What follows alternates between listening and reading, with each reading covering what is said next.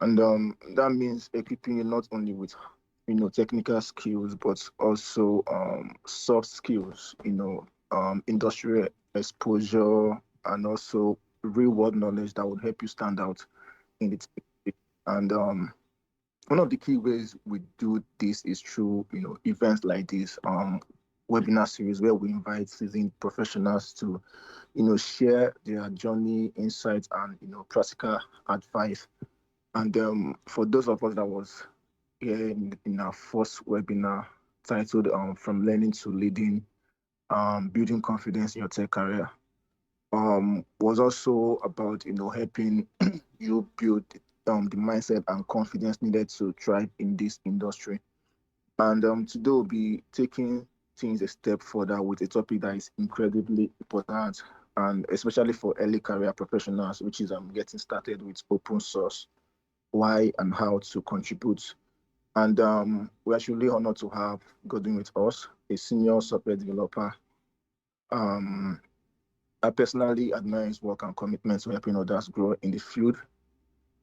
Without taking too much of our time, I would now hand over to Godwin to introduce himself and take us into this session. So over to you, Godwin.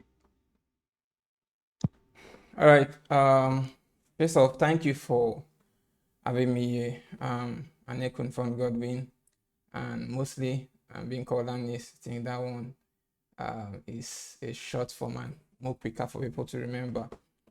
I think I should just turn on my camera. Oh, this environment is going to be light enough. Let me see. Okay. Hope this is working. All right. So and this is not okay. All right, so like I said, I'm a Nico from Godwin and I'm a software engineer.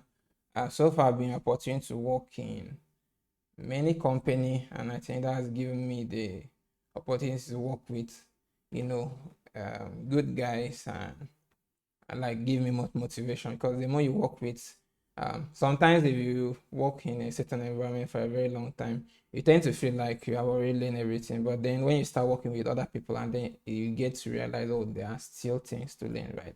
There are a lot to learn, and those kind of things motivate you. So I like solving problems, mostly using code because that's accessible, right? So almost everyone. And in today's presentation, I'm going to be talking about open source and how you could get your hands dirty with open source. So let me get to the slide. Okay.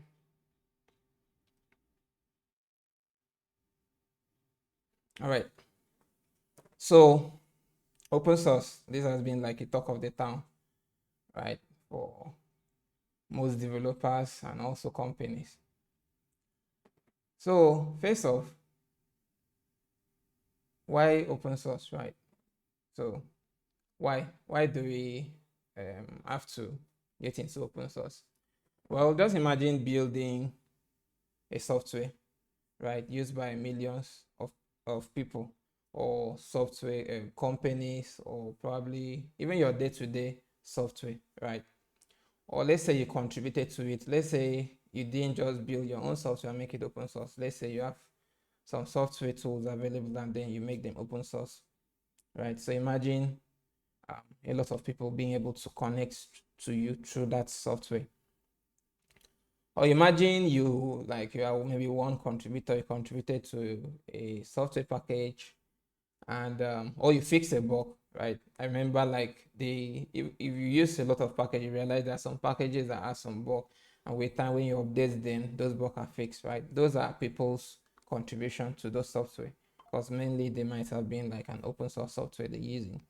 Or let's say you build software the world is using, or let's just say in a nutshell, um, similar to what cryptocurrency is doing with payment system, right? So this is similar. This is a similar thing that open source software is doing, right? So first of why open source? Well, in a nutshell, without open source, we will not have grown in technology to this point that we are. Because think of it, let's say you want to build something, and then from your estimates, you know you need like millions of software engineers to be able to build it or to be able to contribute to it to get to the level you want it to be. As an individual or even a startup, having to pay or being able to afford that amount of software engineer on his own is a barrier for you, because you might not have the funds. But with open source, you're able to like just say, okay, do you know what? Every software engineer, you are free to use this software, and you're also free to contribute to it. So let's come together, let's build this together, and we are free to use as we want. That way, it makes it easier for you not to have to like have the funds for it, right? But then you're able to achieve your goals, right? And also, when you achieve those goals, it benefits everyone, right? Even those that doesn't contribute to it also benefit them. So these are very important factor with open source. Apart from that, there's also learning opportunities, right? Impacts to users, which we are going to get along as we go further. So the explosion of open source, just like some resources, I said, 8.8 trillion per year value company would pay. These are the amounts company would have paid, right? More without open source. So you see that apart from it benefiting a software engineer that just starts in the field, it benefits company a lot, because think about paying a whole lot. So think about the software engineers would have paid to achieve something like React, right? Something like React that is open source, and React has grown to a very large extent up to this point. So think of something like Nginx, which has been like the major web server that has been using most of the servers, like maybe reverse browser or whatever they want to use it for. So you see, in a nutshell, companies save a whole lot of money just by open source. Service markets to reach, like these are the figures, 54 billion by 2024. So, you know, like it's not just companies saving money in open source. Open source also generates money to software engineers, because at the end of the day, without React, for example, I don't know how many of us. Hello, I'm sorry, Martin, mute your. mute your mic. So, how many of us have used React, maybe directly or indirectly?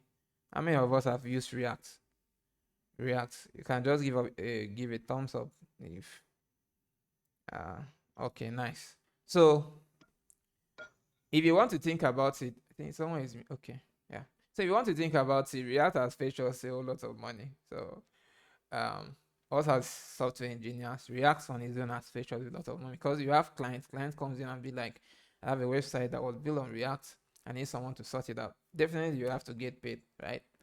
So if there was no React in the first place, that means you won't have make money. So at the end of the day, when you look at it, you realize that apart from open source saving company a lot of money, it's also open an avenue for software engineers to be able to make money, right?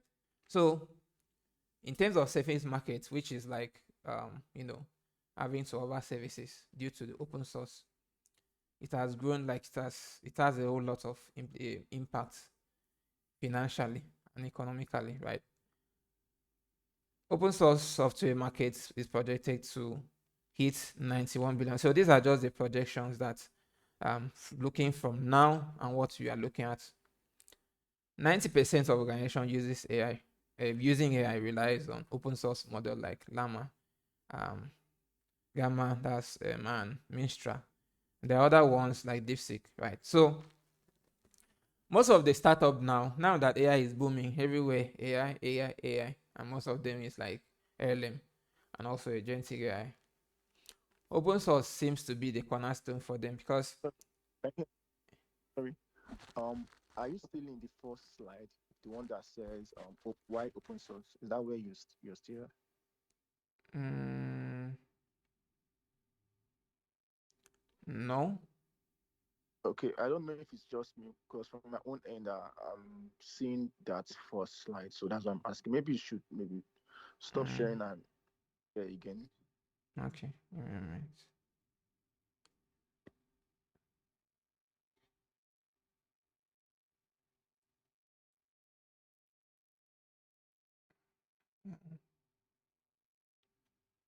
Oh, why?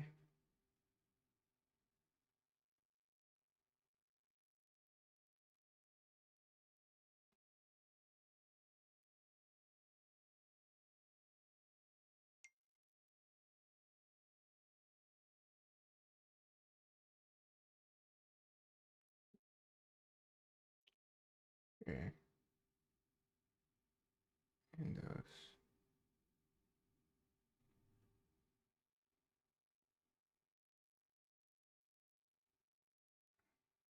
Is it sharing?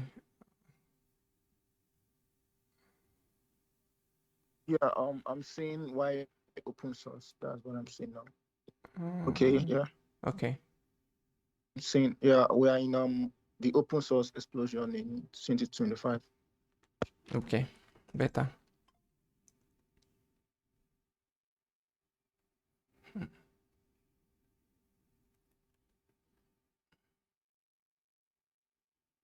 Open source exploration. Blah, blah, blah. Okay.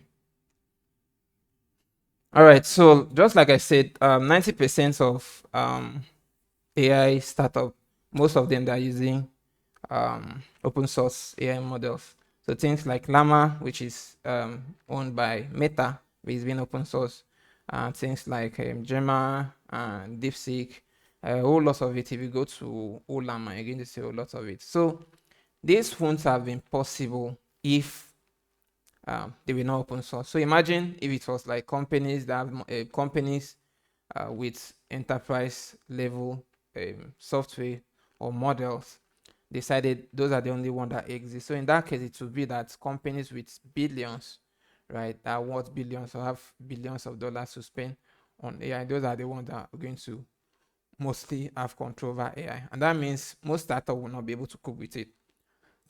But with the event of open source models, right, we can easily just carry an open source model and just speed on editing. Even a single developer, just like there's one project I did where I use an open source model to build an application that can analyze contracts. So you see those kind of things, it won't be possible for me to do it. Even in terms of training models, right? If there were no open source or free tools available for us to use and train a model, it would be very difficult to grow in that space. So at the end of the day, you realize that um, open sourcing a model makes it possible for organization to thrive. So at this point, we have like 90% of organization using AI. They totally rely on open source model, right? So what are the core principles of open source? Number one is transparency, because once you open source your code or your package, it becomes transparent, just like blockchain, right? In which we say blockchain is very secure. Why? Because it's transparent. Anybody can view it. The same thing happen with um, open source packages. The reason being that if you build your package or if you build a code and then you run it with your like on your local machine, and there are some bug in your code, or maybe there are some security or malicious code in them, you might not see them, right? But in a case where we have like millions of eye going through the code, definitely are going to find it. Nothing is going to be hidden, because one person will look at this other file, the other person will look at this other file. There are things you might not see. Maybe you were tired, maybe reviewing the code, you did not see it, you were tired. But then with millions of eye looking through the code, they are definitely going to see it, whether it's malicious. And then all these individual people, they have their perspective and their experience, right? One guy might have a very good experience with security. One another person might have a very good experience with taking care of secrets. Another person might have a very good experience with maybe documenting code. So with people, each the individual people bringing their experience, the code is going to be very, very top notch, should I say, right? So one of the things is transparency. Anyone can view it, and then freedom to redistribute it, which is also another thing. Look at let's say software in Windows operating system. Most of the softwares are enterprise software, so you cannot modify them, right? But when you look at things on Linux, right? Linux is an open source operating system. Because someone can just carry Linux now and be like, okay, I want to modify this operating system to behave this way. And you are free to do it and redistribute it, right?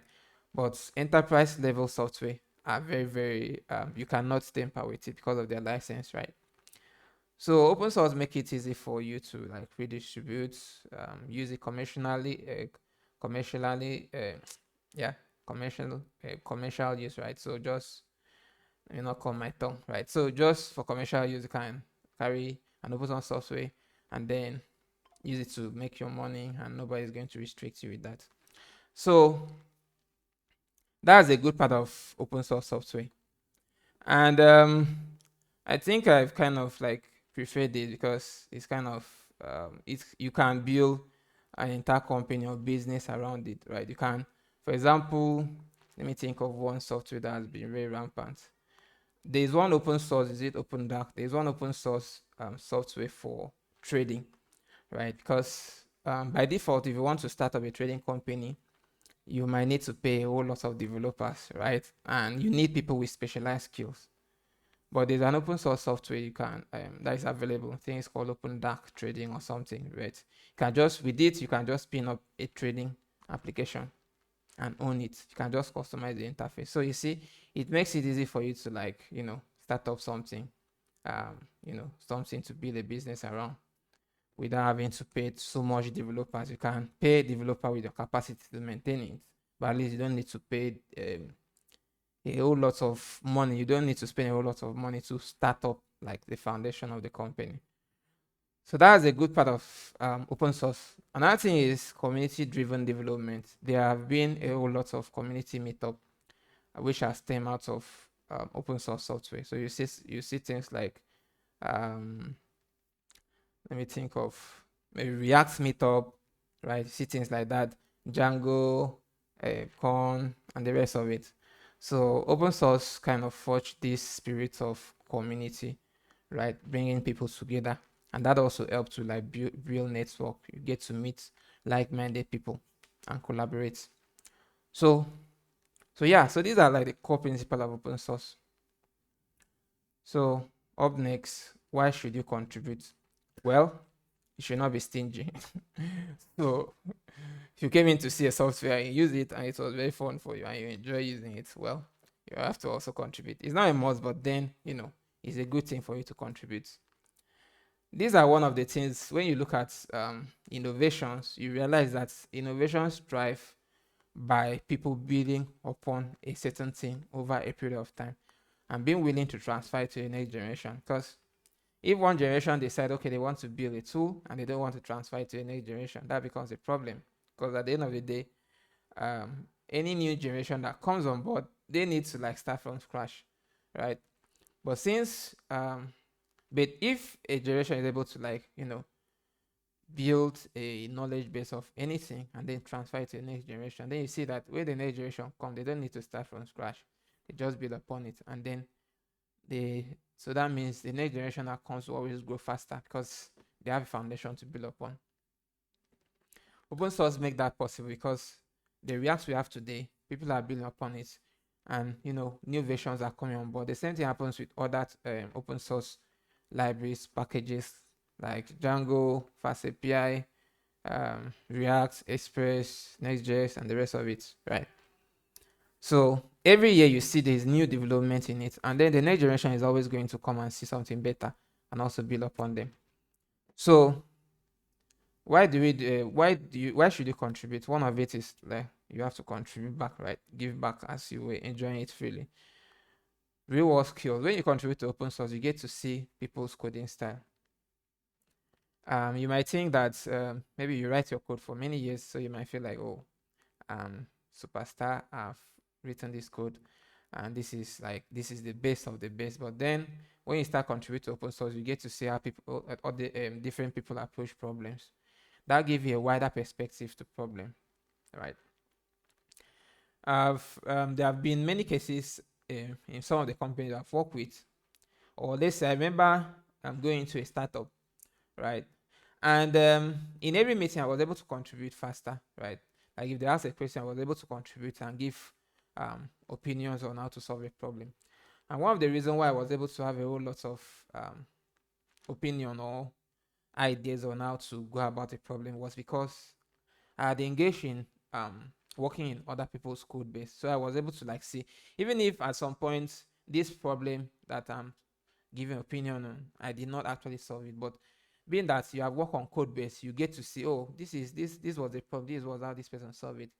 You get to see, oh, this was the problem, this is how this other person solved it. That way you're able to learn, okay, if you ever get involved in a place where that problem comes up, or you even face that problem some other time, you don't even need to think twice or do much research because you have seen how that problem was solved. So you get to use it. And since you have like a whole lot of different, sometimes you get to a point where you have multiple solutions for the same problem, and now you have the leverage of being able to select the best solution out of them. So you see, like having to contribute to open source makes this possible. I can also remember a case where, because when I started out, I actually did Python, and then I went into using Django. And then at some point, I decided to use Fast API. I think it was Fast API. Yes, it was Fast API. But since I've used Django, Django has a way of structuring his project, his code base, his API, and the rest. So it has a method of structuring everything. But since I had used Django and I've gone through Django and see how things have been done in Django, it was easy for me to use that same pattern, organize it in other tools that I've used. So if I'm kind of building with Flask, I was able to say, okay, Django organizes its database functions as models. So I can just create a model file and organize other pack. If I'm working in other packages, I can organize it that same way.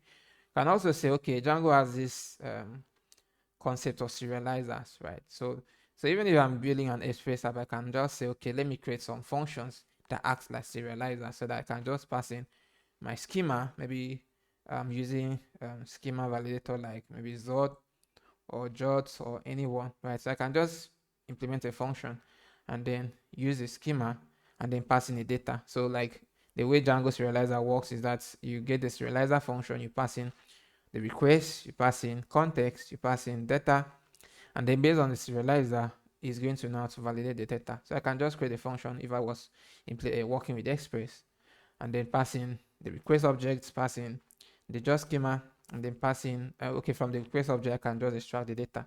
You see, and then I can pass in a context, which I'll pass in maybe customized data that I want to, or extra data I want to pass in to the serializer. And you see, that pattern makes things very, very straightforward and scalable.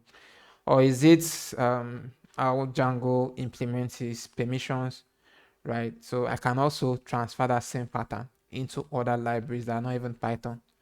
So you see, contributing or working with open source software can help you to like adopt some pattern, and that helps you to become like a professional faster if you're starting out. Remember when I started out, I was in a bit of research. I was like, okay, how do I write code like a professional or an expert?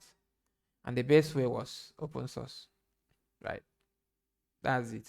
If you're a beginner today and you want to write code like a professional, just start open source, contributing to open source software. And within a week, you're writing code like an expert. So, communication plus GitHub influence, reputation. So, in days of communication, most companies, especially remote company, communication is like the key factor. Sometimes they don't even care whether you are really, really, really good. At least be good, but they don't really care whether you are very good. They just want you to be able to communicate very, very fast, right? Because it's remote, so they're not going to be there with you. So they want a case where they give you an issue, you're able to fix it, you're able to report to the stakeholders responsible for that issue faster, right? And you're able to know who to report things to and how to follow up and track the issue. Let's say you're given an issue, the issue depends on multiple people. You're able to solve the issue and then follow up on people that depends on it. Because at the end of the day, if you don't reach out to them, they might not know you are done fixing the issue. And so the entire company might be slowing down just because of you. So communication happens to be a very important skill when working with most company, especially remote company. So when you contribute to open source packages or tool, you are going to learn that, because let's say you are fixing an issue, right? You submit a PR, maybe a maintainer responded to that PR. You learn to set up notifications so that you get notified when somebody has responded to your PR, and then you learn to go back and forth to get the feedback, update the PR, reach out to them, they give you feedback like that. You go through that same loop until the PR is okay, and then they merge it. So you see, with that, you're able to learn. At the end of the day, most companies use a version to a kind of a versioning system or a versioning tool like GitHub or maybe Bitbucket, right? But most of them, all of them are almost similar, right? So if you are contributing to an open source software in GitHub, you likely get used to that pattern of setting up a pull request, which is always the same flow in contributing to companies' code base. All right. Reputation, definitely contributing to an open source software give you a very high reputation. If you tell a company you actually contributed to an open source software, imagine contributing to open source software like Nginx. That's a massive portfolio boost for you, right? Because it simply means you are able to understand um, a enterprise level application, contribute to it, and those your contribution were accepted. So that's a kind of a big reputation for you, right? So up next, motivation over time. Let me see. Yeah. So motivation over time. So what's the motivation over time? Why should you contribute? What motivates you to contribute to open source software? Well, most of it stems from portfolio. Like I said, it gives you a very big reputation, because if you tell someone you contribute to an open source software that is very popular, they are likely going to give you the job. Most times, people or company, even client, don't give you the job because they don't trust you can do the work or you can do the job. And say if you already have a reputation, right? I don't mean fraudulent client, because there are people there are some clients that are fraudulent, right? Or companies, right? But genuine client, if they want to give you work, they want you to show them or prove to them that you can do the work. And one of the good ways to do that is for you to have like portfolio. And sometimes you have portfolio that shows that you are working an enterprise level application, which could be like an open source software. That's already give you a boost. So what's the motivation? Well, you get to increase your reputation, get to boost your reputation, you get to discover jobs, because sometimes company wants to employ people. They can even go to GitHub and check contributors of open source software. And even, like when we have open source software, most companies, they use them. They use this open source software like something like Elasticsearch, right? Or Elasticstack. So most companies use them. And so let's say a company was using this Elasticstack for their login system, and then they have a custom feature they want, right? Do you think they're going to look for a developer that has not contributed at all to that software or doesn't have any idea about it? Most times they're going to look for a developer, a software engineer that has contributed to it, or has in one way or the other work with that open source tool. And the way they might do it is they might go to GitHub, go to the Elastic, search maybe repo on GitHub, and then look for the contributors. And from there, they can now maybe reach out to them. So you see, that's a kind of an open door for you. So those are kind of motivations for you to contribute to open source. You get to collaborate with engineers from top company, which, like I said, that has been a major boost for me, because I get to learn from very, very experienced engineers, right? I remember working with one engineer in a US company. The guy is an Indian. I have experience with database, SQL, with a whole lot of tools, right? But when I met him, I actually realized that there's another level to this SQL of it, right? Because there is, when you work with companies that have a whole lot of data, you get to realize that you see them trying to use it, don't even try, they tend to kind of use SQL with data warehouse, because the data becomes very, very much. So SQL alone cannot handle it, right? So they have to start using data warehouse. And this data warehouse is being integrated with SQL. So you kind of use SQL command to perform actions on this data, right?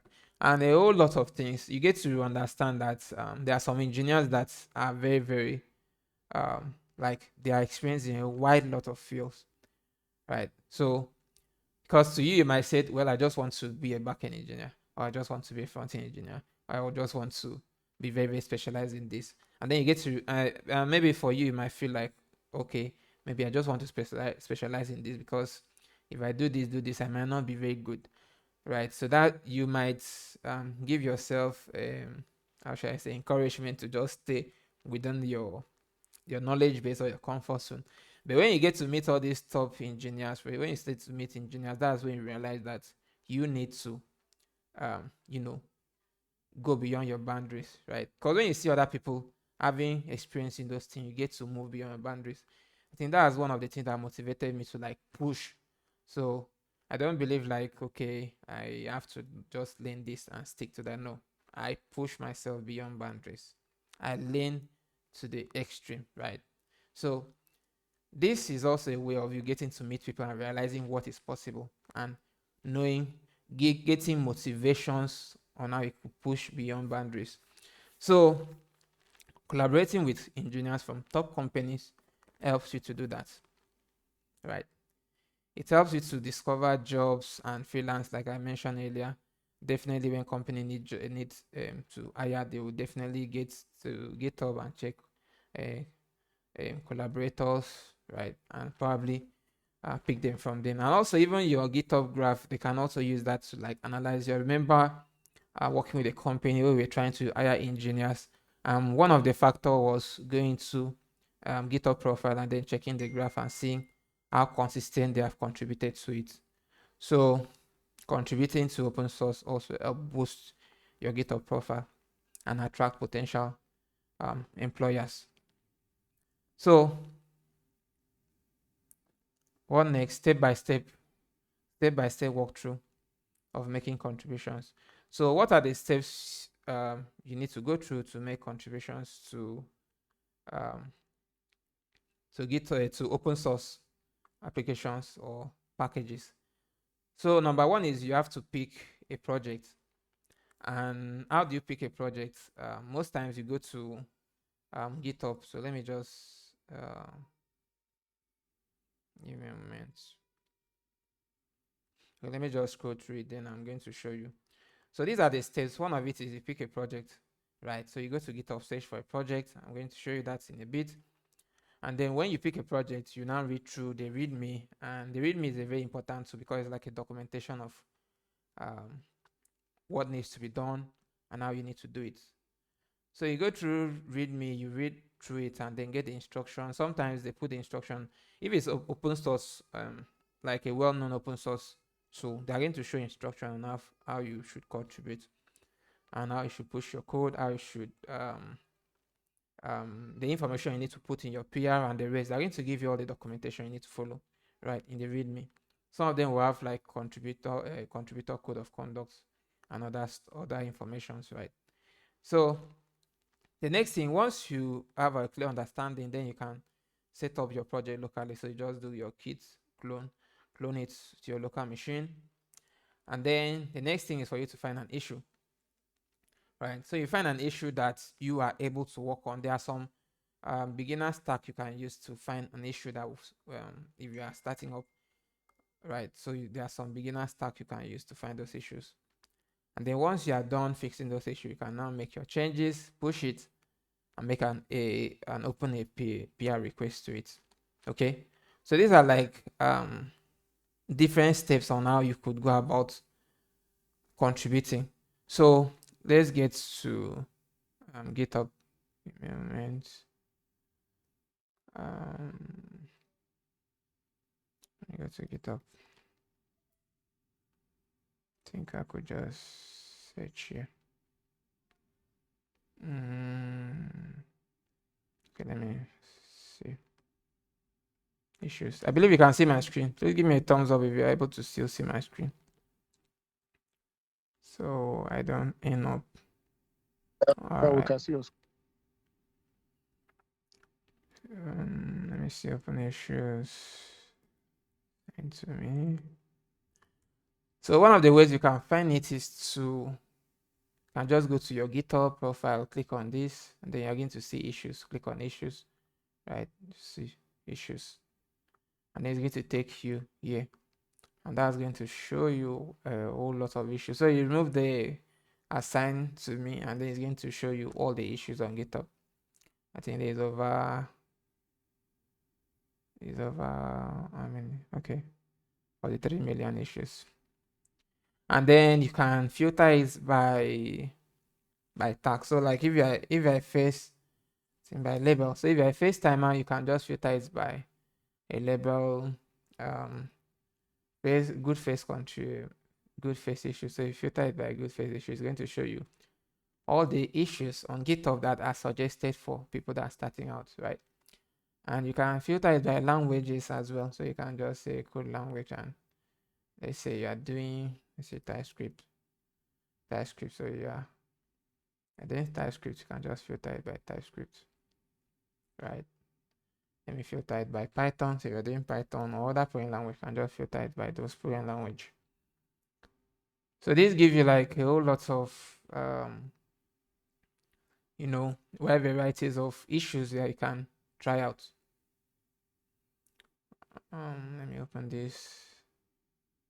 Currently doing AI coding. So there are a whole lots of them. So you can just go through it and then check the one you feel. Let me see this one in pandas. So this one doc simple pandas team footer. So it's more this one. I believe this one is more of updating doc and seeing we're using different. So these are just a few steps. So in this case, just like I elaborated the steps on how you could go about picking a project, which like I said, number one is to find a project, which is what we just did now, and then read the readme. So if you like go to let's just look at this project. Let's go to the project model context protocol. This particular repo is very, very should I say rich, seriously rich, because MCP is now trending and they're doing a very good job, right, of making it simple. So like just went to this repo, you're definitely going to see this contributing code of conduct, which tells you how to contribute, and then the readme. So the readme is going to give you a clue on how you could it's going to give you a clue on a whole lot of things like documentation about the project, how you should use it for concepts, right? So the readme gives you a lot of contribution documentation, and then this code of conduct gives you information on how you should contribute, the rules and regulations, right? Contributors, governance code, and that contribute legal pledge. So this, when you go to the repo, you get to see all this, right, information, and then when you read through it, you get a clue of how you should contribute, what you should do and what you should not do, like temporary ban, what will lead to temporary ban, what will lead to permanent ban, right? So contributing, thank you for your interest in contributing. So this gives you like a clue of how you should contribute, right? So almost all the open source projects will always have these informations, right? Except it's an open source project that just started by somebody that is maybe the project was private and they just want to open source it today. So that means they did not take time to document it, right? But if you're opening source, if you have a project you want to open source it, then you should take time to document it. That way it's going to help other people that want to contribute to it to know how to contribute to it. Okay. So set up the project locally. Like I said, once you're able to locate that, okay, I want to work on this project. So let's say I want to contribute to this project, right? The first thing I'll do is to find an issue and then filter it just like I showed you earlier with label. Then, because if I'm a FaceTimer, then I'll filter it with label, face, good face issue, right? So I'll filter it by label to see issues that are suggested for FaceTime and then go to it and then see the issues, what it is. the image in fast MCP that can be used to send image context back, but we don't have audio there. So I would like to work on this. I've just taken a look at the code and the issue seems to be. So you see, someone is suggesting they want to work on it. Thanks for clarification. And if I follow through, and see if they have contributed on it and know whether or not to contribute, right? So it's good to always like read through, at least know if someone else is working on it. And then if someone else is working on it, then you look for another thing to work on. Right. So that's just it. And then let's say I wanted to contribute to this. So now I've seen the issue, I can just go to the code, the main code, and then clone. Right. So I'll just clone the repo and then start fixing the issue locally. And mind, when you clone the repo and then you make a push, GitHub is going to automatically fork. So just to explain fork in this case, right? So what fork does is that it's kind of creates a repo and link it to your own GitHub account, right? And there will be a reference back to the original GitHub repo. And so when you make a PR and push it to that fork version of your GitHub, right, it's going to be on your repo, and then the PR now is going to be linked to the original repo, which is this model context. Okay, so that's what it does. And so that way you don't mess up the original code base, right? So when you contribute to it, it's just the code you add that is going to be pushed back, like it's going to be linked back to the original repo. And then when your code is being reviewed and merged, then those section of code is going to now be merged to the original repo, and then you'll be highlighted here. Okay, so that's just like a quick rundown of some of the steps. So I've mentioned setting up locally, which is just git clone. I've mentioned find an issue, which is just like you going through the issue doc, or even you because going through the issue here is very straightforward, because I get to find issue that other people have found and then decide whether I want to fix it. But you on your own, you could just go through the code base and start finding issue. You can just simply suggest, okay, this code base is mostly, maybe you can say it's mostly Python code base, right? And so if you know a particular git ignore, you should add. I've seen they have added this HTML curve, which is for PyTest coverage, right? But if you think of like a particular thing they should ignore, maybe something like .env, because they need to ignore .env, so they have ignored that. And something like env, which is like virtual environment for Python. So, or I could even check for, maybe I could say .logs. Let me see if they have ignored logs. So they have ignored logs. So they have done a very good job in ignoring things that needs to be ignored, even .vs code. So let's say I have a particular file that I think should be ignored, but they have not ignored it here. So I could easily say, okay, that's an issue. So I can just either raise an issue here, can just go and raise an issue, right? Or I can raise an issue here, or I can just go ahead and edit it, maybe through my code, or edit it on GitHub here. So I can just say, maybe I can come here and say, I want to edit this. And as you can see, it's going to automatically fork it, like I mentioned earlier. You need to fork this repo to propose changes, right? You are not able to edit this repo, that you need to fork it to propose your change. So if I click here, it's going to fork this to my account, and then I'm going to make changes to that particular one, right? I can create as many branches as I want, make changes to it, make a push, and when I make a push, I'm going to make a PR. And when I make a PR, GitHub is going to give me the opportunity to kind of link the PR push I made to the original repo, right? So that's just the flow. And so I've mentioned finding issue, making changes, pushing, and then making a PR. So that's just it. I think anyway, maybe I'll just find a particular repo that is not really popular, right? So that when I make a dummy PR to it, it doesn't have issues, right? Because this one, if you make a PR to it, it's a popular repo, they will definitely your PR will be seen as spam because you don't have like you're not finding a true bug, right? So that's just it. And so you push, make a PR, and then once your PR is approved, you are good. All right. So up next, from novice to beginners, or from novice to contributor.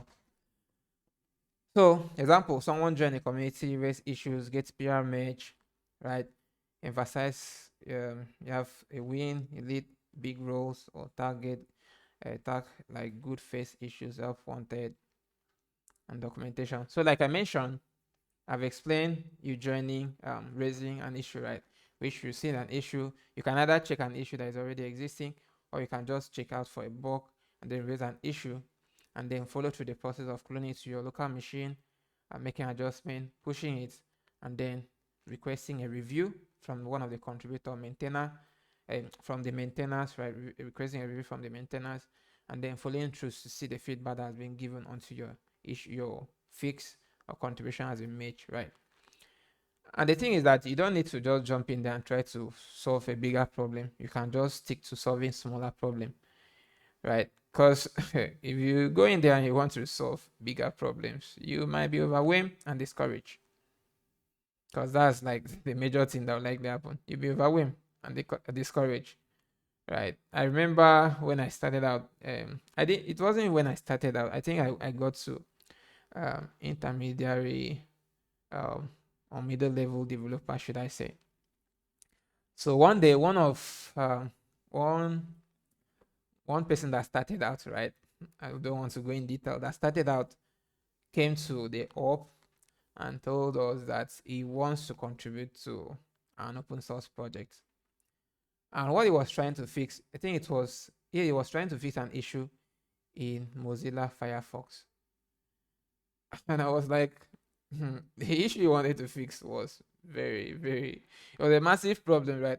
So I'm like, this is your first time contributing to, you know, trying to contribute to an issue. You don't have the idea in fixing the issue. And because of that, you are looking for people to help you fix it.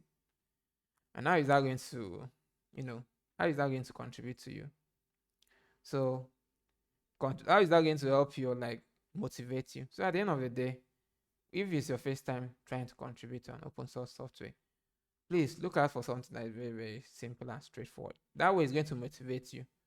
It should be a pattern of growth, not a jump, like you try to jump to a very high level. That's going to be too much of work, right? Let it be a growth process, right?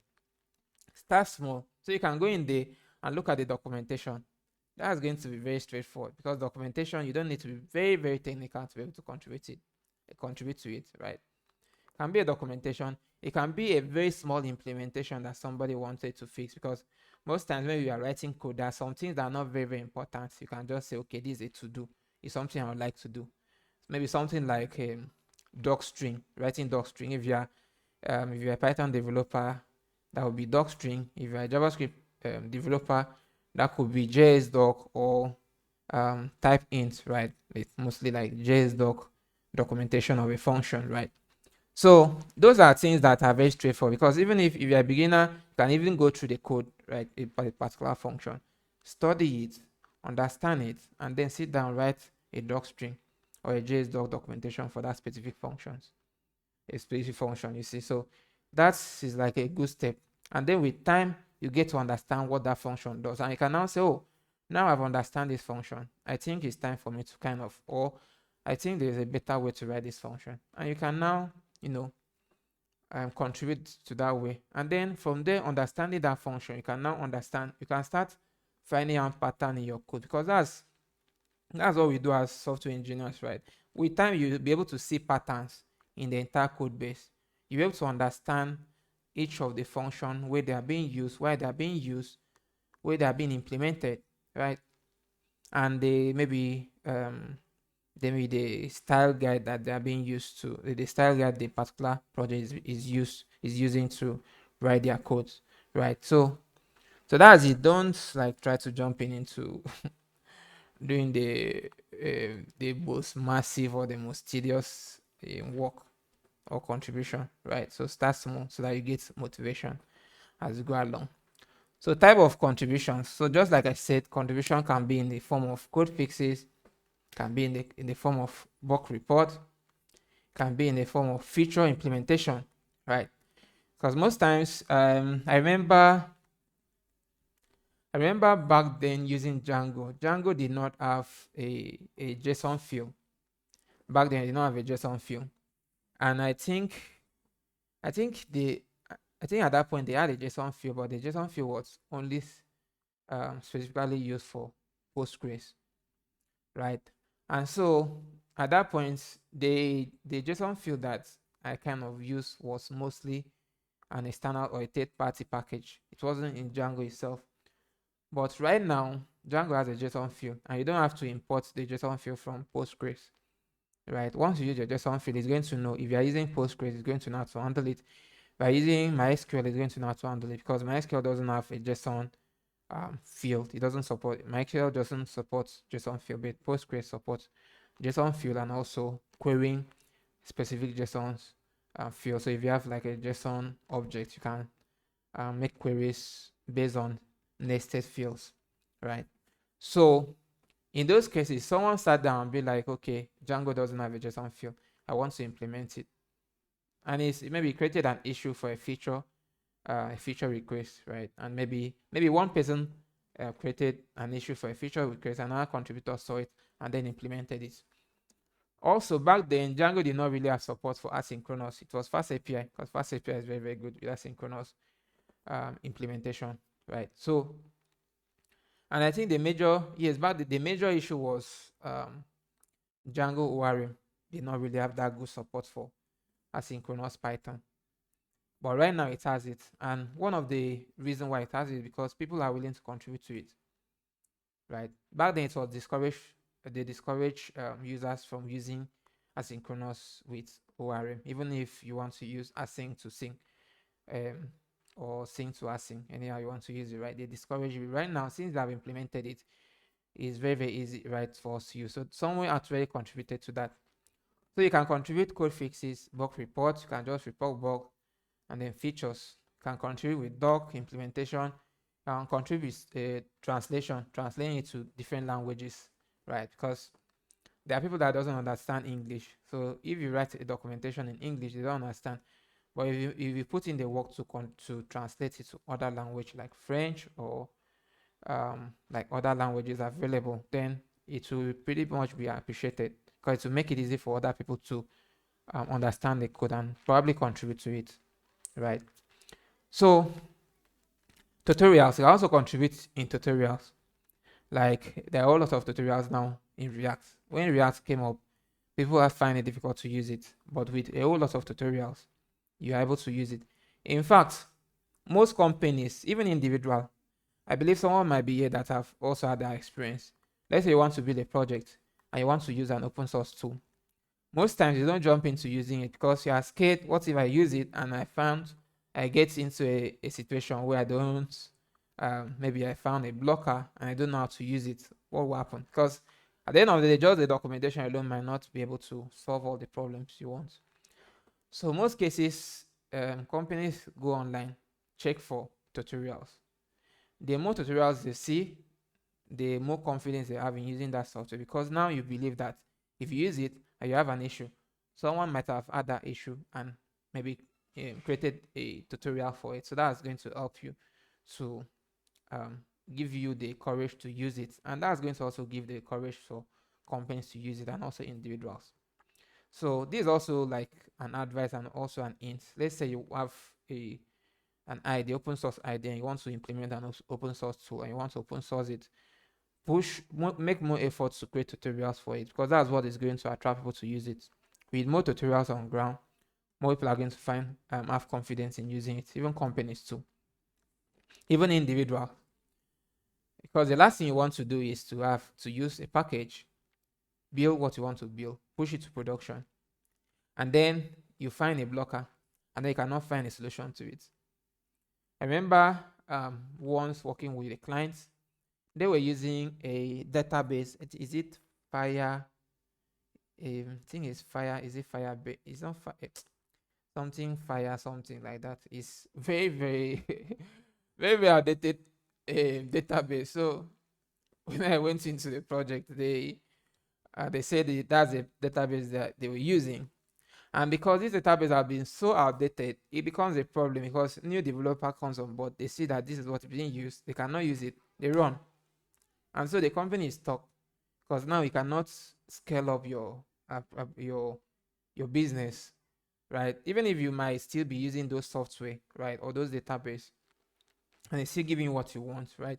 But there are modern technologies that are coming on board, and if you want to use this modern technology, you need to be ready to scale up, right, or add new things.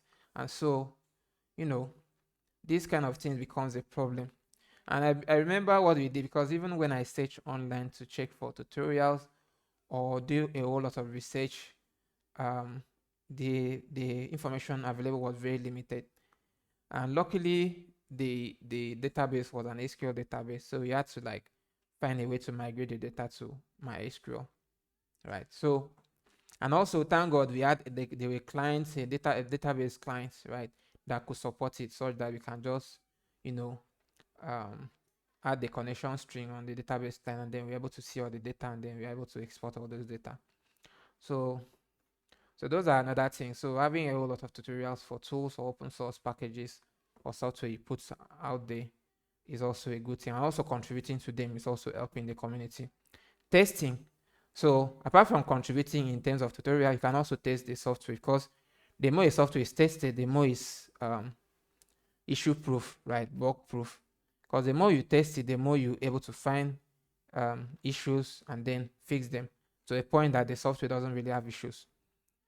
There is no way you can have a software just build it this way, bam, and the software doesn't have issues. It definitely have issues.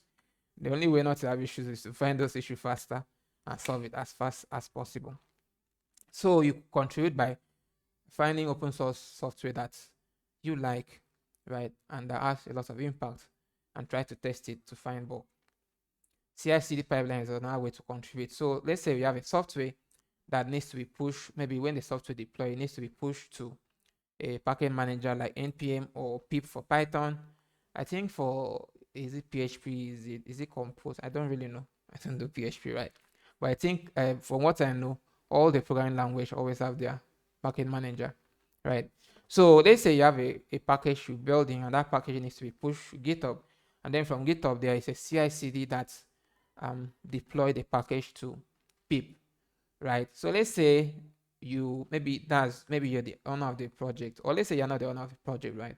But it's an open source project that is manually done. The deployment to pip is manually done, and then you have an experience in setting up a CI/CD pipeline.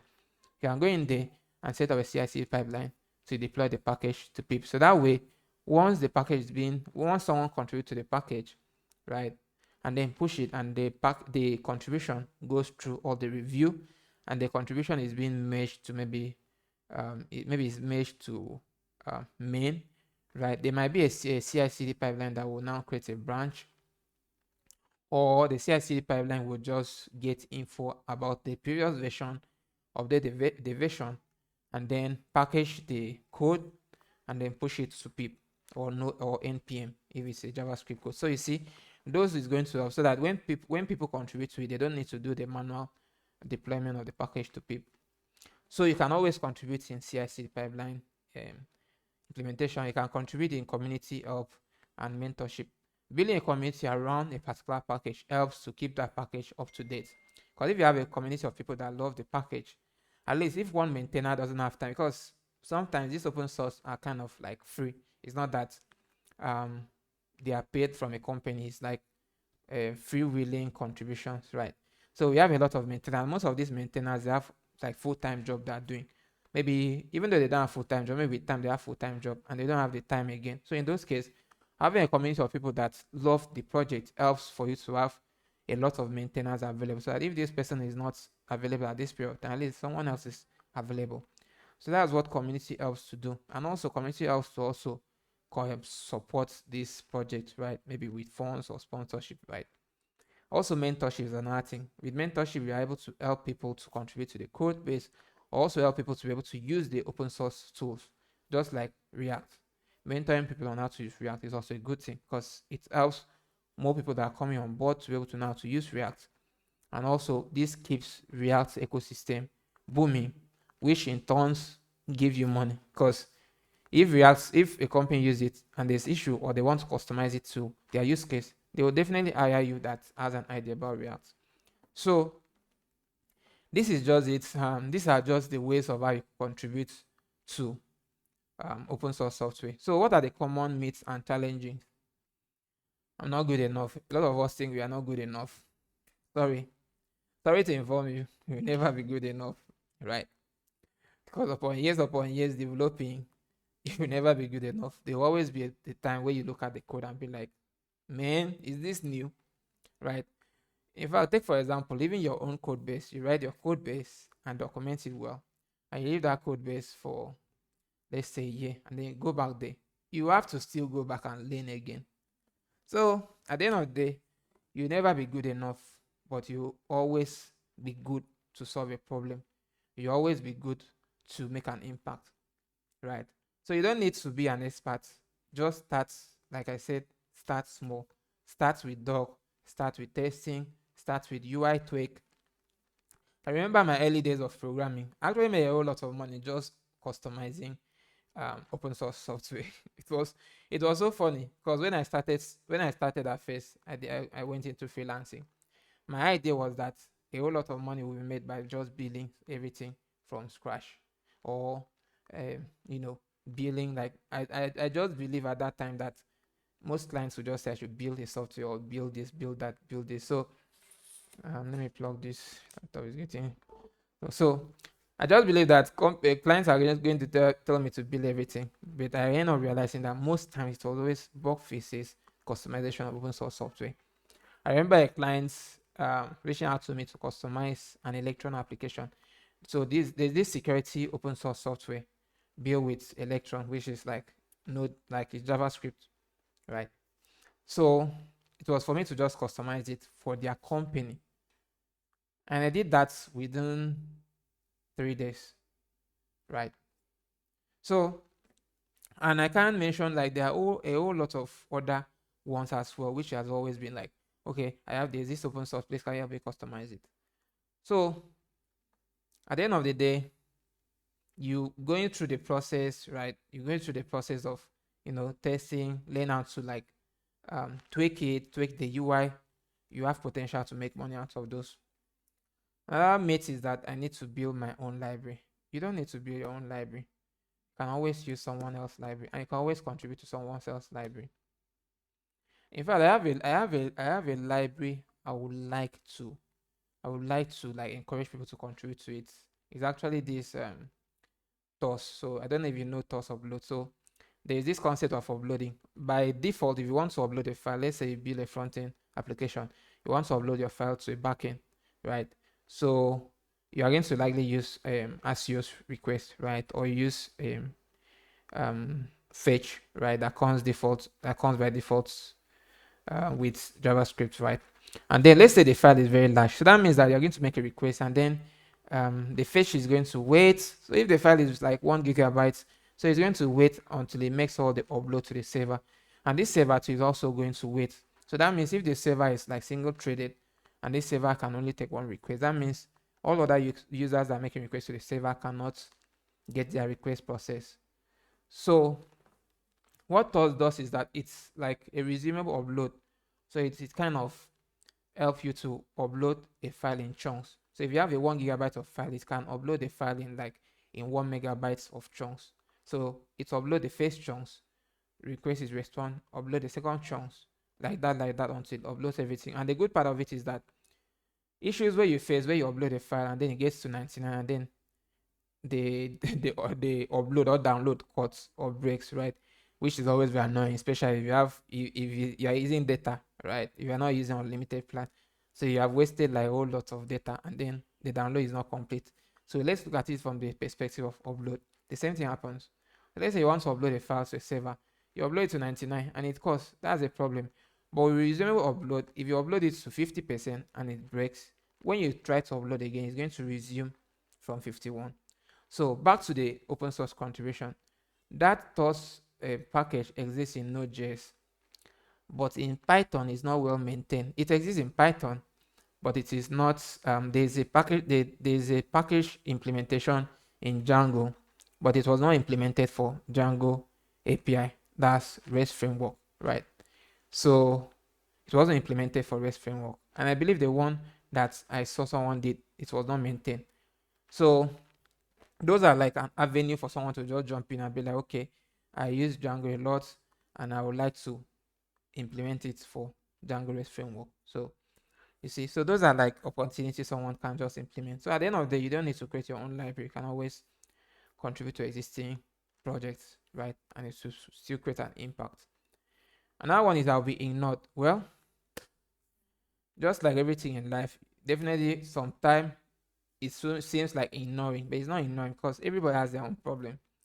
You might you might contribute to a project or maybe send your code and then that code is not responded to. You have to understand that everybody has problem, everybody, and you have to like be patient with people, follow up, after a while, follow up until you get response, right? So you should take away that idea of they'll ignore you. At the end of the day, if you send a commit and then nobody pay attention to it, probably they are occupied with other things. There's always another project for you to contribute to. So always don't look at it as rejection, look at it as people are occupied, and also try out other projects as well. So don't be demotivated to contribute. You will not be ignored, and don't view rejection as if you are being ignored, right? Most maintainers are welcoming you. Definitely, like I said, most people are welcoming. Even you think of it, if you have a project, right, or you have an idea, you want to open source it, and then um you have a whole lot of things you are doing with your time, right? But you have limited time to contribute to it. You like the idea of many people coming to the project and contributing to it. You get. So definitely people are welcoming. Most maintainers are welcoming. So go there and contribute. The last part is too complex. Someone's unmuted. Okay. Emmanuel, also like please ping me like if the time is right. If I'm getting close to the time, just ping me so that I will know. But I'm just looking at the screen. Right. So All right. Sorry. Based on what you are presenting, do you still have more slides? I don't think I have the slides are here just summary, so mostly it's not. How many minutes do I have left? So basically, what we are using, so what we are the platform we are using right now, even though I set it to be like I think 1 hour, so we can still exceed that time that I've set, right? So we have unlimited time, but then again, you have things that you need to do, so I don't really take much of your time. But after you're done, you have time to like maybe take some questions, like maybe 15 minutes of QA. All right. Then we can then run. Yeah. So yeah, is in your hands right now. All right, no problem, no problem. That's fine. Okay, so common myths I've talked about it. It's too complex. Starts with beginner's tag, and so I've mentioned about the tag of a thing, right? So face commits, is it face commits contribution, or there are a whole lot of different tags, but I think there's a one that I mentioned. Was it yeah? Face good contributions or the rest. Let me check if I can see that tag. Let's see. I add that good face issues. Good face issues, yeah. So yeah, so you can use those tags to filter out issues for beginners, and also like you shouldn't be afraid that code are complex. At the end of the day, every code is always going to be complex.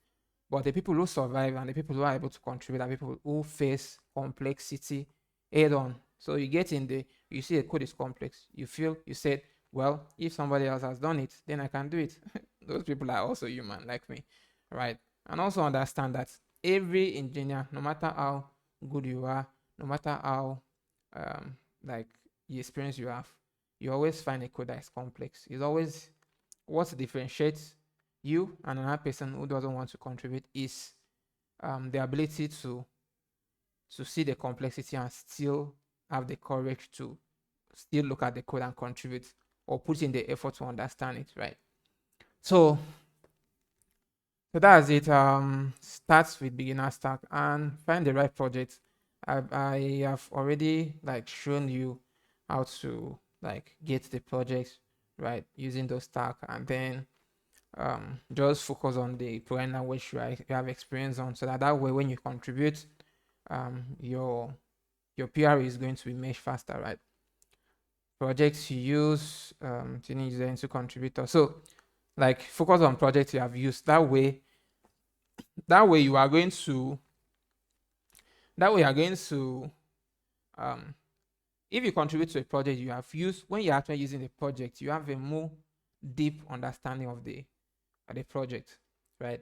I remember back then when I started coding, I always get scared of going into packages. So let's say I'm using a Python library, and then the library is throwing some issues, right? I always have this fear of going into the package itself and seeing where the issue is and trying to fix it. But now it's like a common thing, right? Because at the end of the day, if I use a package and the package is not giving me what I want, maybe some part of the package give me what I want, but some part is not giving what I want. All I'll do is I'll customize the package. Right? I'm going there, check out the classes. Likely they're using OOP. Check out the classes, create a new file, inherit from the classes, and then customize things the way I want it to be. And probably if I customize it a lot and realize that this is my new implementation, a lot of people want to use it, I can say, okay, this is a new feature, and then make it go to the package repo and then contribute to it, right? And hopefully the maintainers accept it, right? Maybe I can read through their code of conduct and see if these are the kind of features they would like to have in those libraries. A lot of libraries or a lot of open source tools or language, something like Python, there are a lot of things I've seen in the new version of Python, which I know very well. Um, it was implementation that people did. Maybe people just use Python and be like, okay, Python should have this, but they did not have it, so they implemented it. A lot of the example, the case statement in the latest version of Python. Python introduced this match syntax, which was prominent in JavaScript. Python did not really have it, but now they have it, because back then you have to use if statements everywhere, right? You have to use a whole lot of if statements, but now Python has it, and they have to even make it very, very customizable in such a way that you can use regular expression to kind of check the conditions, right? So you see, so with time they kind of adopt this implementation that has been done by users who are using the open source software and see the need to contribute or maybe to add a feature to it, right? So prefer responsive, documented community. So if you're finding a project, try and find a project that has a good documentation, so that you don't have to go back and forth, right? So try to find a project that has a good documentation. Also, these are the, you can also use this website. This website has um it has a, let me see if I can minimize this. So example, this particular website, it has it compiles a whole lot of good open source projects you can contribute to, as you can see, and then you can filter it here. You can filter it by Python, and it's showing you a whole lot of them. So you can just use this if you don't want to go through the GitHub and stress yourself. So you can use this particular one, and the other one too as well. So what next? Platform and resources. So I've already shown you GitHub. GitHub happens to be one of the most popular platform you can use to contribute. And the good thing about GitHub, which is good thing about it is ease of use. For example, if you go to maybe a repo, GitHub has a whole lot of features that can help you to know what to do or contribute. At least it has the issues. At first, it has like the commit history and then the last commit, right? So this helps you to know, okay, the package is like, it has the latest updates to it, so you don't try to contribute to a package that is very, very old, right? So this one, at least you can see that 2 hours ago somebody contributed to it, and you can see that the last commit and see what the person did, and what they did is like very, what they did here is type. So they're trying to improve the typing. They're using Pydantic, and also they're using inbuilt Python code to contribute to it.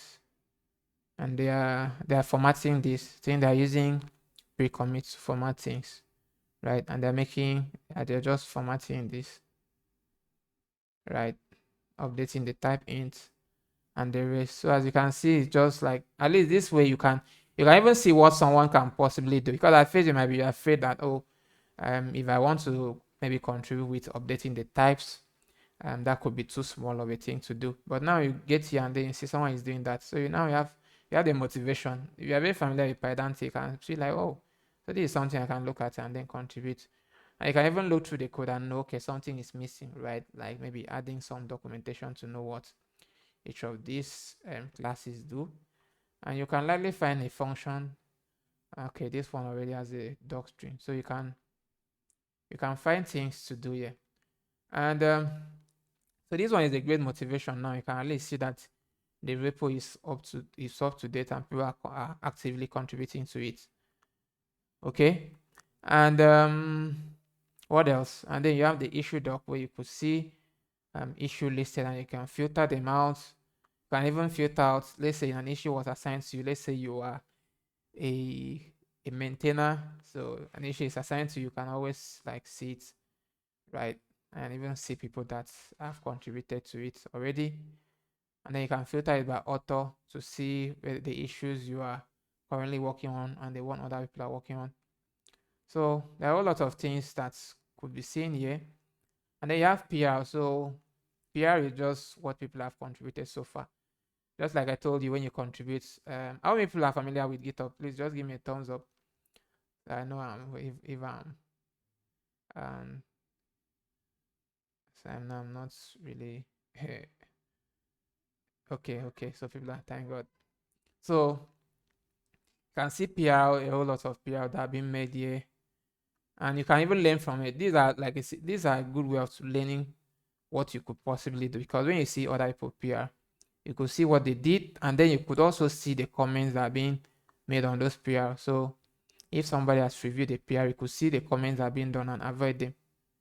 It seems we are missing a section block on the lowest level, and we'll send the JSON RPC message instead of crashing the server. So you see the guy is making suggestion on what needs to be done. So if you are contributing to it, you can use somebody else's PR to know what not to do.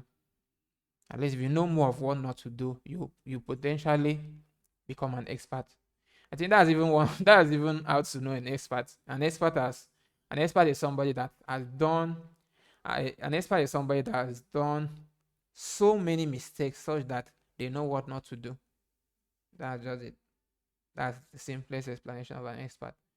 You have done so many mistakes. And so when company wants to employ an expert to do a work, they are not employing you because you bear the name an expert, or they are not employing you because you have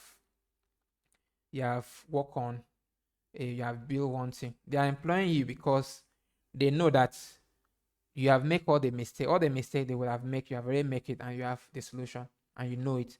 So they're employing you, saving risk of them spending money on mistake. So they're employing you with the confidence that this person I'm bringing in, they already made this mistake. So that means when I pay them, they're not going to make it in my company. So that's how company sees you. So make mistake today so that you don't make a mistake again in the company or on a production level application. All right. So that's just the idea. So you get into people's PR and you're definitely going to see what not to do. It's just that simple. And you also learn a lot, because when you see people's contribution, you can know, okay, this is how they are looking at things. And then there's another tab for actions, which this just shows GitHub action that is going to run when you make a pull request. I knew they were using pre-commit.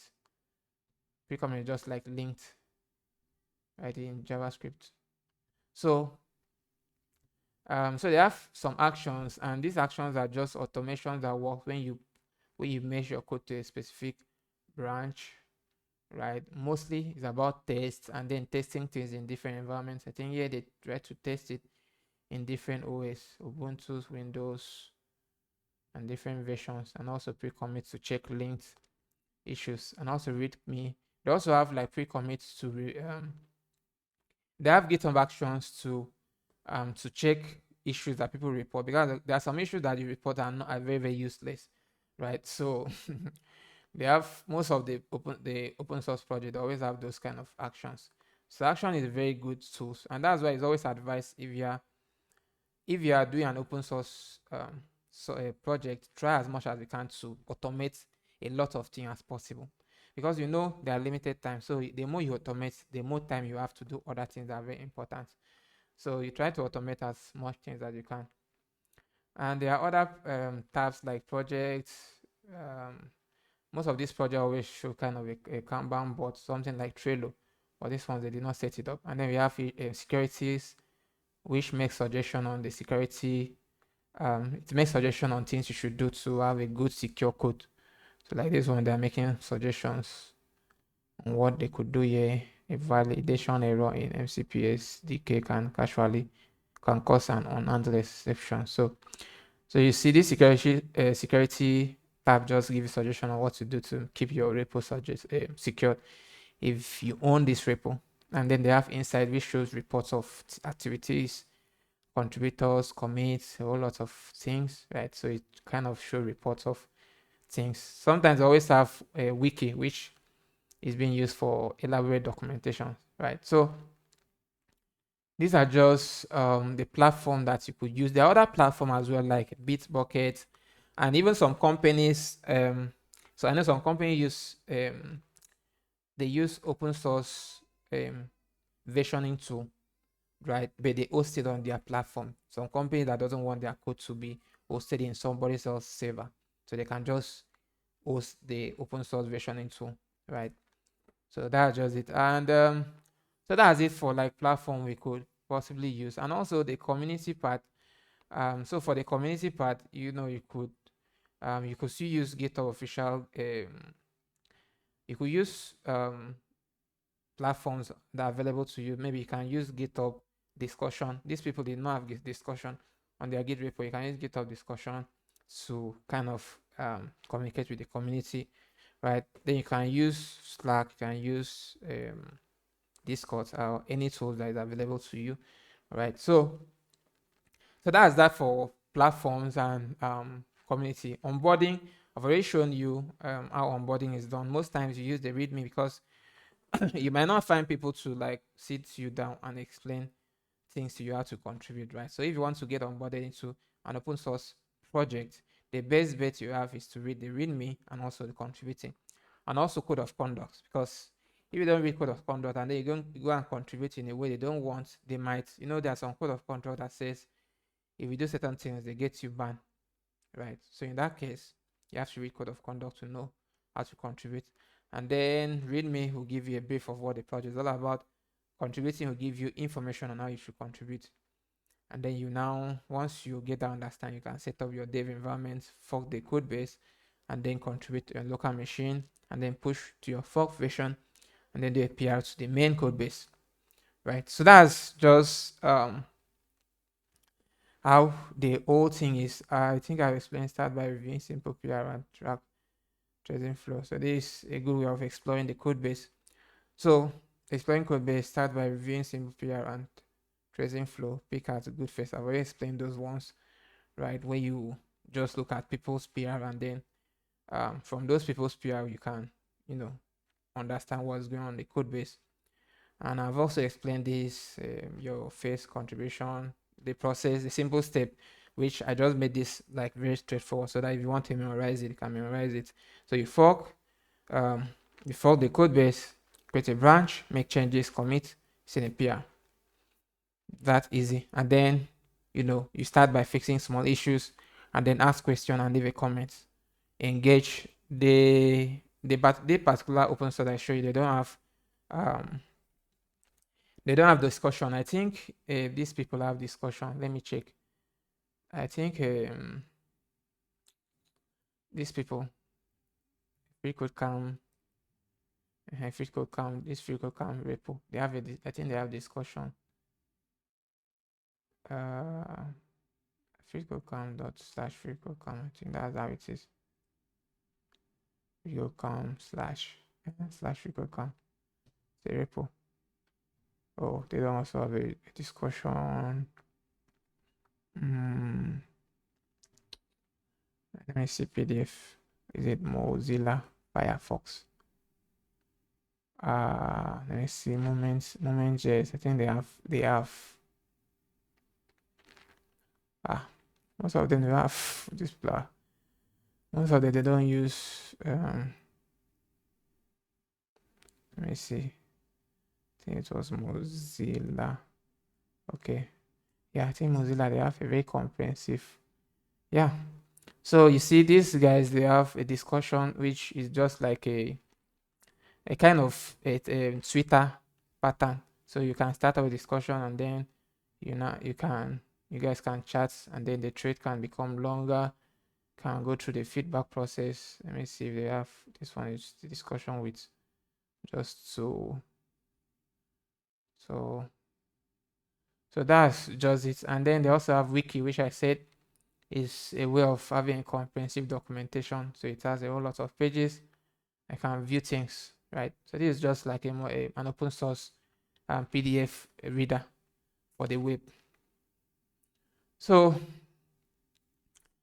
that's just it.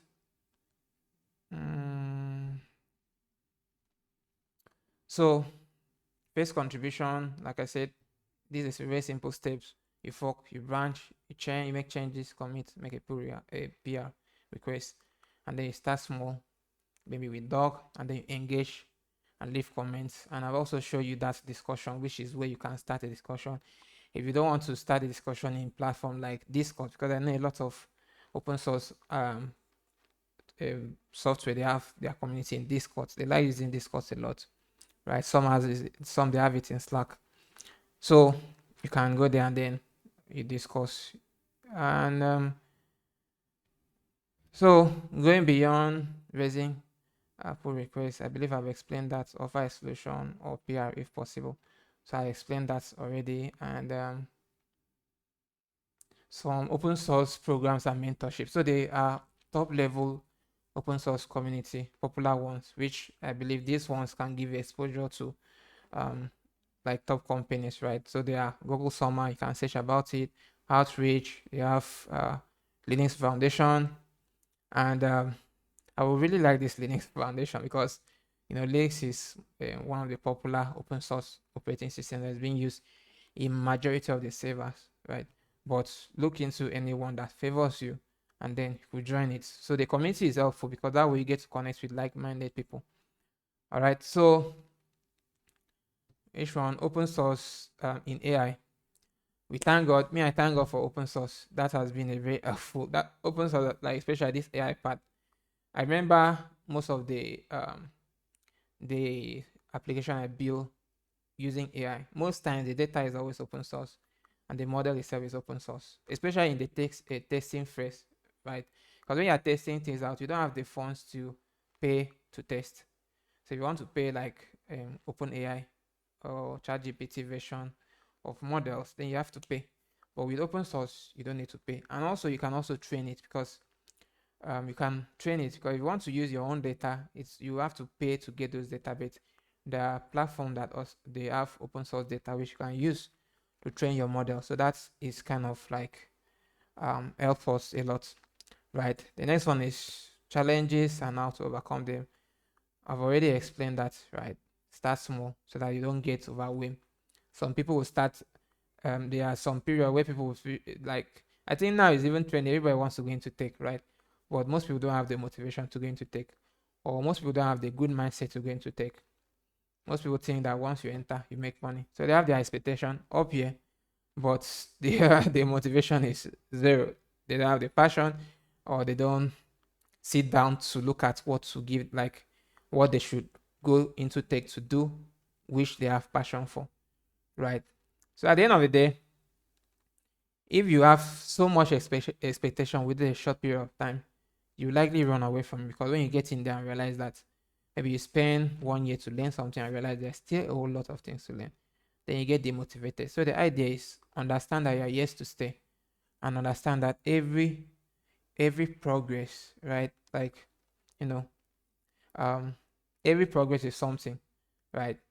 you will never learn everything. In fact, at the end of the day, if you want to learn everything, you realize that you end up learning things and forgetting a whole lot of things. So you have to understand that you're here to stay. You always keep learning, right? And then start small, one step at a time. Follow the path of growth and not to jump at once, right? Don't try to jump to a very high mountain. Instead, climb it bit by bit until you get to the tip, right? And I'm not saying you should not get motivated. Get motivated, be very motivated to try out new things, high things, but understand the reality that yes, I have motivation to do big things, but I'm willing to enjoy the journey, right, to get there. So yeah, choose small tasks, ask for help. I always ask for help. Nobody is a guru.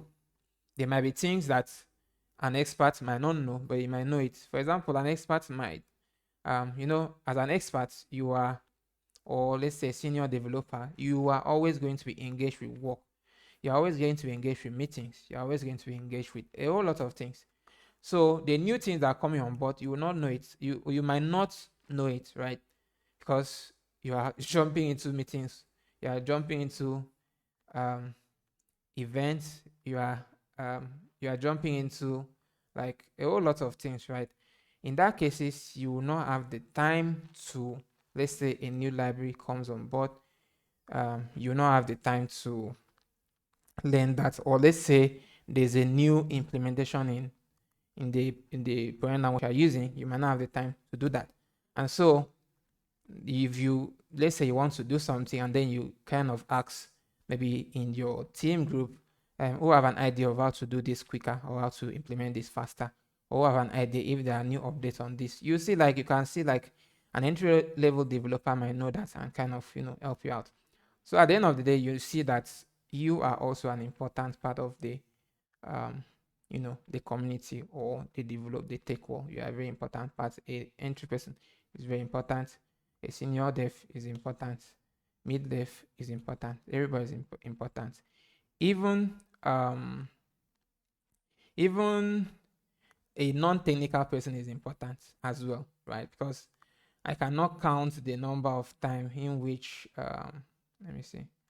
So I cannot count the number of time in which we implemented a feature and then we bring in a non-technical person and then he came in and was like, I would have liked to do this way. And then you get to see, oh, I did not think about that, right? So you get to see that a non-technical person also has a way of contributing. So everybody is important um, in the tech world. So give me a moment. Let's see. Bear with me. We're in Nigeria. And what's next? How to stand out. So how do you stand out and how do you grow? Well, be consistent, regular commits, issue, and PR. Like I said earlier, if you contribute to a code today and you leave it for a year, when you come back, you find it difficult to kind of like um, understand, right? So you find it difficult to kind of understand some part of the code. And the worst is if you did not document the code well. Because if you have a good documentation, you likely get to like understand things quickly when you come back, right? So regular commit is very important. Always try to commit consistently, right?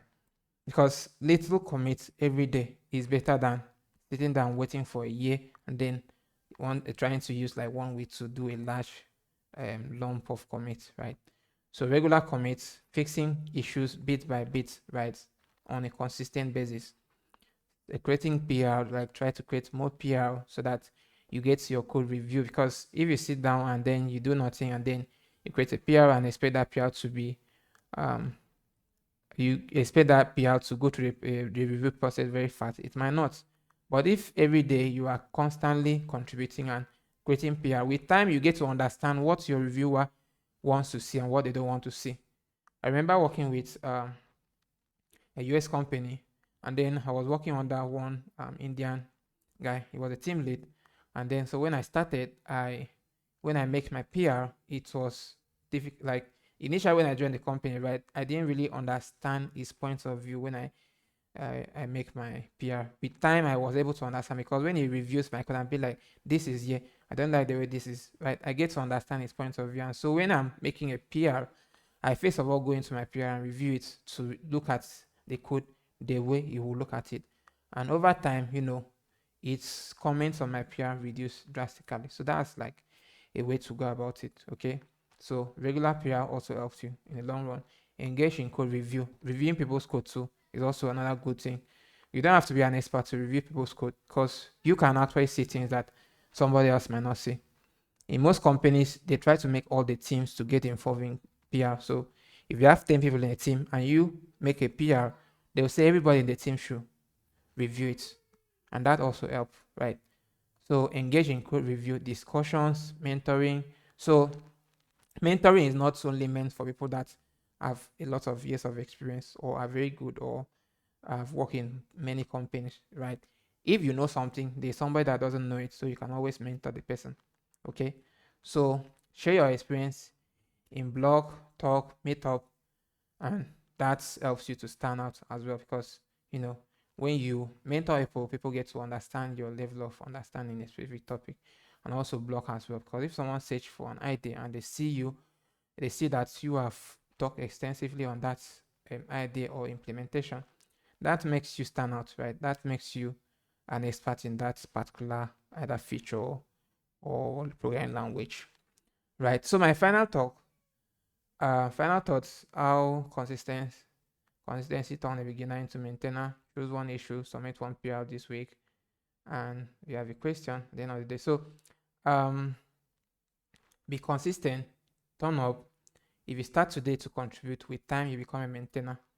And there are a whole lot of benefits to that. One of it is financial benefit because if you become a maintainer, from what I've seen, most times GitHub specifically has a sponsor program where if you have an open source software, right, people who are using it can come and be like, I'm going to be sponsoring this open source software on a monthly basis, maybe $20, $10, $100. I've seen some open source software that people contribute $100 monthly. So that's a very big deal. Like imagine having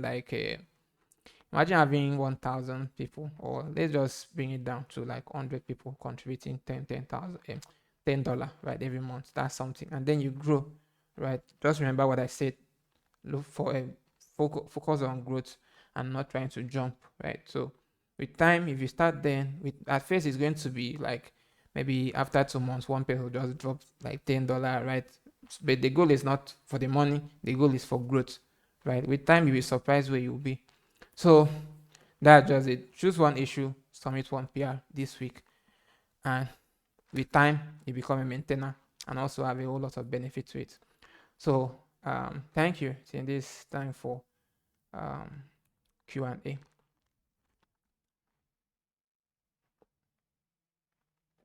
All right.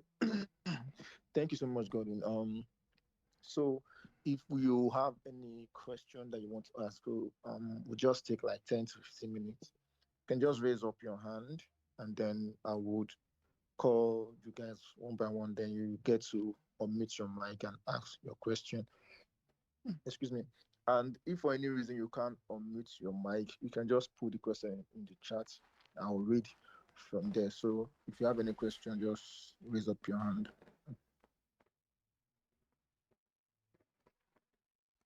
Olalekan, you're raising up your hand. You can unmute your mic and ask your question. Yeah, I'm here. Good afternoon.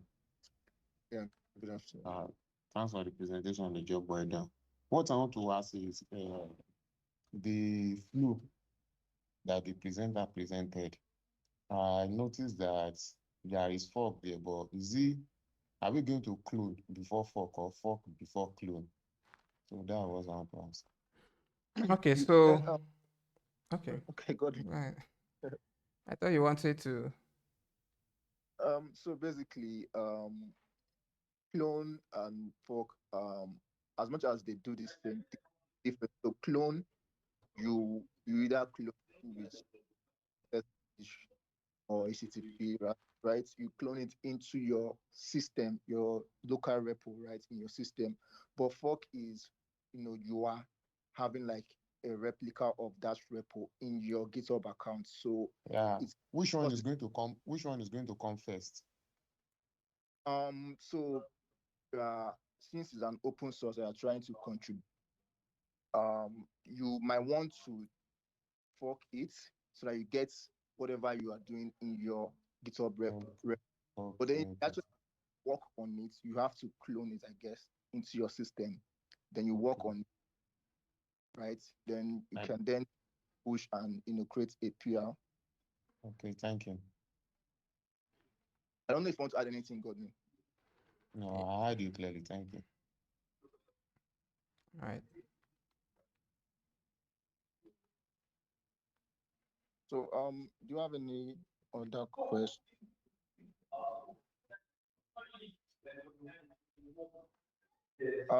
Yeah, we can follow as flame on Instagram, Twitter, Facebook, even, and also LinkedIn. Can also, I think you have a YouTube channel, right? Yeah, so You I'm can going also to, okay, so I do that. I think your mic is muted, Godwin. okay. All right, so I think what I can do is I can just share the slide, right? I think all the information is out there, so you can, All yeah, let me share. Let's see. right. Rotimi, Olariwaju, you can unmute your mic and ask your question.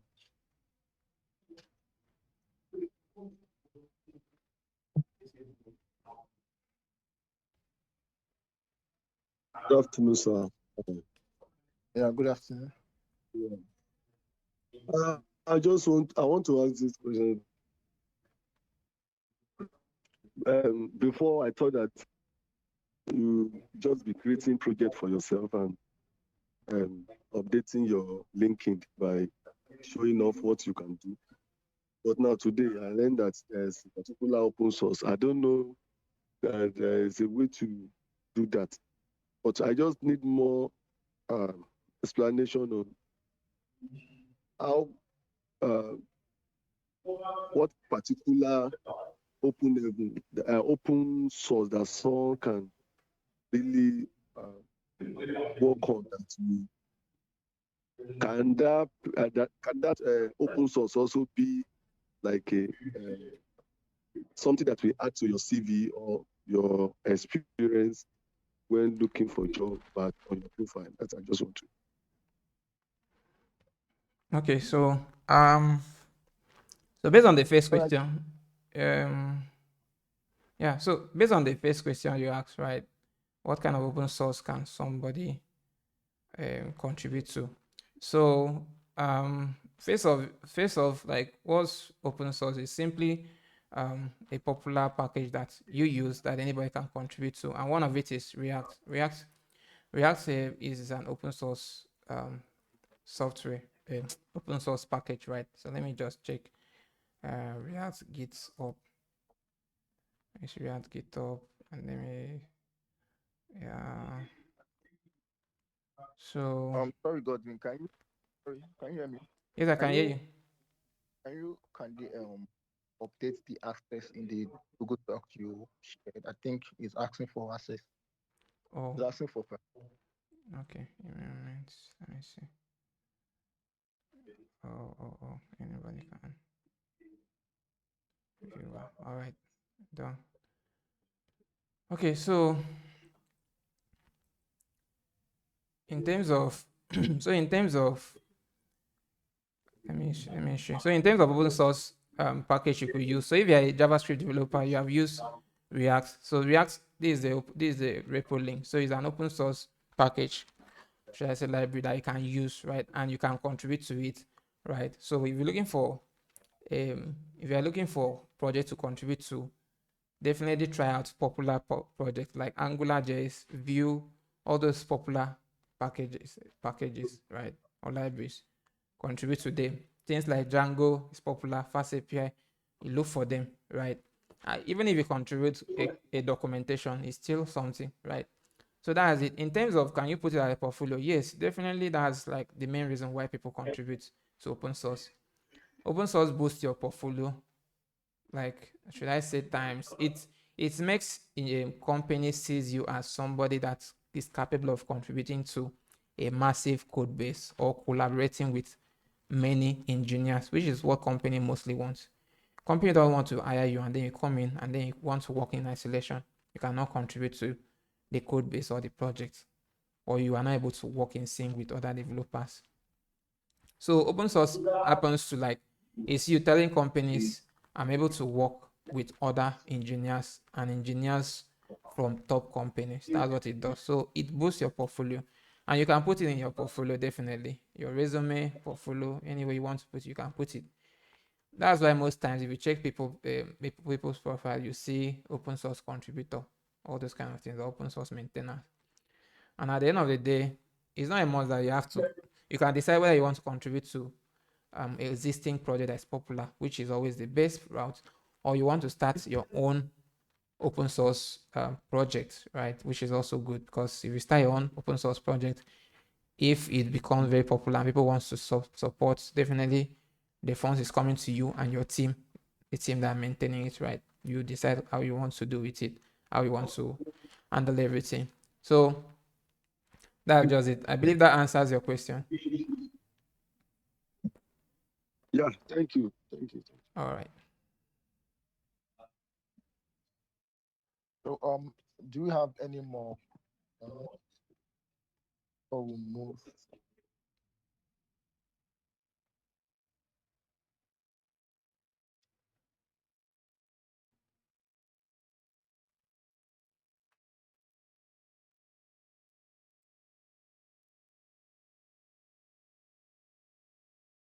All right. So I don't think no one is raising up their hand, so I'm guessing no more question. So what a session we had today. Spent like almost 2 hours. So first of all, I want to say a huge thank you to our speaker Godwin. Thanks for sharing so much, like so much wisdom, and making the world of open source feel less intimidating.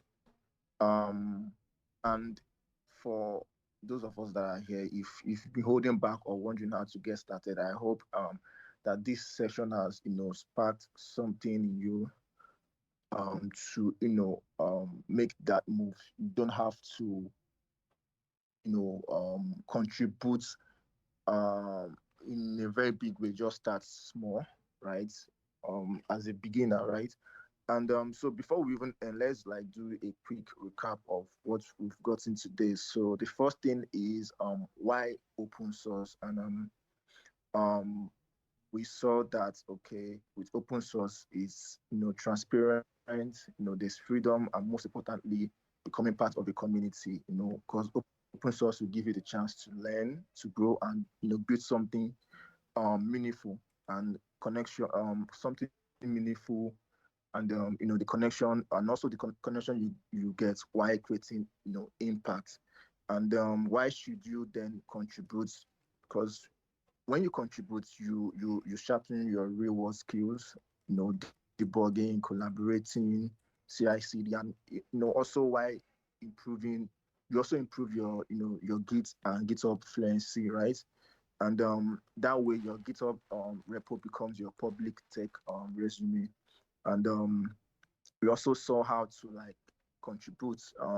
Godwin laid it out very well. How you have to like pick a project, read the README and the contribution guidelines, set up the project locally, find an issue, and then make the changes, and push and open a pull request. We also saw onboarding and best